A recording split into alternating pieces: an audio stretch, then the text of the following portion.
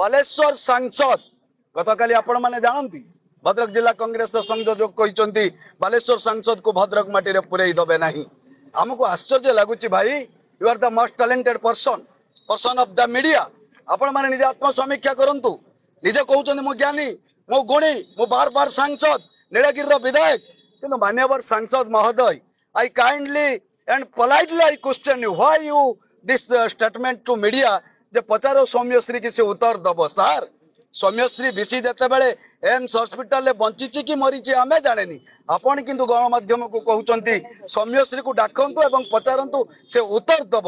जो सांसद पार्लियामेंट रे कोठी डिबेट करबा जीरो मु सुनी नाही आज्ञा बालेश्वर माटी रो पो हिसाब रे जो सांसद जेते बेले मृत्यु सहित संघर्ष करूछु सौम्यश्री को तांको मीडिया सामने रे कहउचंती डाकी कि पचारो आ से सांसद कोन कहबे आपण माने भलो भाबरे जानंती कोन डिबेट करिवे से सांसद परा कहले मो एसपी एवं कलेक्टर को कही बालेश्वरवासी जानते सांसद को कथा एसपी कलेक्टर शुणुना डिबेट कौन करेंगे जे माननीय केंद्र मंत्री जिते थे बालेश्वर जो बासी सांसद कर पठे से हस्पिटाल आज्ञा बेडसीट जे आंदोलन कर केंद्र मंत्री पुणी आउ गोटे कथा जो कोविड टाइम से बापाणी खेलुले दूलीर झुलुले आम छात्र कांग्रेस छुआ मैंने सामना को आणले से